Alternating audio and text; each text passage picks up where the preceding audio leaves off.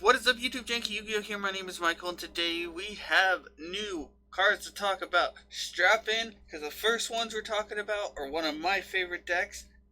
Support for my favorite splashable archetype that they're trying to make into a full-fledged archetype, Traptrix. So, first one is Traptrix Gina.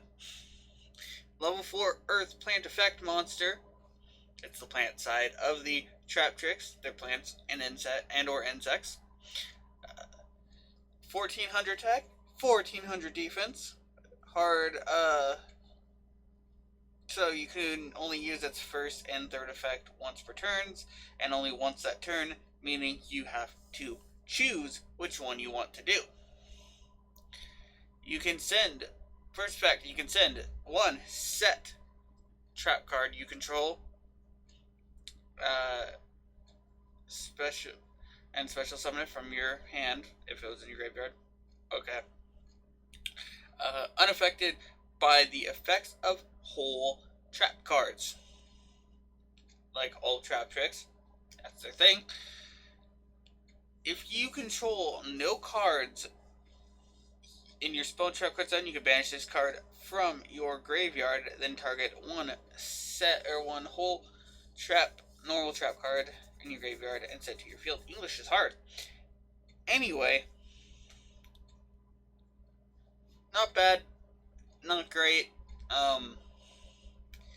It's definitely, I would say, out of the 6 Traptrix monsters that are out right now, or 6 for the main deck, I would say, well, if you include this one as number 6, I would say this one's number 4 for best. I think it's like Marmello is still number 1, and then it would be Diona is still number 2, which is a close second because that's like the whole engine. The one that searches Traptrix from your deck is like number 3, and then this one's like number 4 because the other 2 aren't very good. Next up is their Link monster, another one. Traptrix Utri. Link 2 Plant Effect Monster, 1800 attack, and its Link arrows arc to the right and straight down. And it requires 2 insects and or plant monsters. Its second and third effect are hard once per turn. Its first effect is this Link summon card is unaffected by trap effects, so it doesn't even care. It cares about no traps, it's unaffected. When your activated whole trap card resolves, you can set it face down instead of sending it to the graveyard. During your end phase, you can target one Traptrix monster in your graveyard and special summon defense. So, the third effect is great. First effect is also good. Traps aren't that really useful nowadays, but it fits the theme of the deck. That's the whole point. My problem is with the second effect. The second effect is a win, and it can miss timing. And I know you're thinking, well, they're going to summon, then you're going to flip one of your things off, and then, but the issue becomes with that is, if they have a mandatory effect that happens on summon, it's going to happen immediately, then you respond with your whole trap, and then it misses timing. Unless that's a replacement effect. I mean, it sounds like it could miss timing, and everything, because it's a win, and it's you can set it back down. But it's a good effect, nonetheless. It'd just be a lot better if that was an if instead of a win. Next up, Bujin support. And first up is Bujin Mahitotsu, which is a light Beast Warrior. Yes, I know it's a Beast Warrior, but Beast Warrior is right here, and I thought that was funnier. Level 4, 0 attack, 1800 defense. First and second hard once per turns. So first, you can send one other Bujin card from your hand to the graveyard, special summon this card. Not bad. They don't care about cards being in the graveyard. They tend to like it because they have Turtle, and they have Hair, and they have all these cards to protect. them in the graveyard. During your main phase, you can activate one of these effects. You can send one Bujin monster from your hand, add one Bujin to the graveyard, add one Bujin monster with a different name from your graveyard to your hand. You can get back Yamato. You banish one Bujin monster from your graveyard. You can send one Bujin monster with a different name from your deck to the graveyard. So, banish maybe a crane, send a hare or a turtle. Pretty decent. Not bad. I'm not a big fan of Bujins. I played them like once or twice, and I didn't like it because it was summon Yamato. Was at the time, this is a long time ago. It was summon Yamato, play a Kaiser Coliseum, and then just sit back and then watch them struggle to get over your Yamato, which was really, really hard back in the day because you could make it so, oh, I can't be targeted, I can't be destroyed by card effects, and if you try to do that, I will just, and if you try to attack over me, as Yamato only has 1800 attack, you had Honest and Crane, as it's a light archetype. So yeah, for the whole sit on Yamato thing, this is alright. And everything. Next up, Bujin Torifune, Light Beast Warrior effect, 1500 attack, 500 defense, level 4. Hard once per turn on the first and second effect, you can tribute this card, special summon 2 Bujin monsters with different names, or with different types from your deck in defense position except for itself.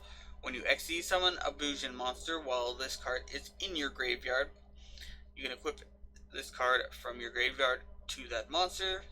You can and then you banish any monsters destroyed by battle. So this is more for the OTK variant of Bujins, and I've seen that deck a few times in the past when Bujins were somewhat relevant.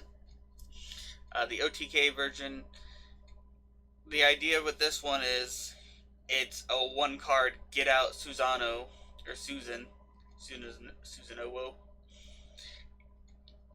You get it. This card gets that. That's the whole point of this. And then Susanoo can attack all your opponent's monsters. We have Honest in hand. What happens is you just start attacking everything. Honest attack I believe lasts until the end of the turn. So the idea is you, if you can anyway, because Yu-Gi-Oh has break my boards and all that, and I have a million negates. So assuming somehow you're able to get this out and you summon your Susanoo, and then you just Honest and attack all your opponent's monsters, that's going to OTK, and you're going to banish any monster destroyed by the equipped one. That's pretty good because Susanoo says you can attack all your opponent's monsters. Pretty good. This card's not bad. Like I said, this is more for the OTK variant and getting out your XCs as soon as possible. Next up, Bujin Intersection. Continuous spell card. Beast Warrior Bujin monsters you control cannot be destroyed by opponent's card effect except during the battle phase. That's what Hare is for. The first effect is normally good, but Hare does it better because Hare is a monster. And Hare you can discard into the graveyard. And it's not hard to get that. Once per turn, you can send one Bujin monster from your hand or face-up field to the graveyard, then target one face-up card your opponent controls, negates effects until the end of the turn. That effect's better. Negating things always decent. Like I said, this is more for the OTK push for game variant. You're just trying to push it and kill your opponent. Discarding a Bujin, whatever, like discard Hare, Turtle, which sets that up.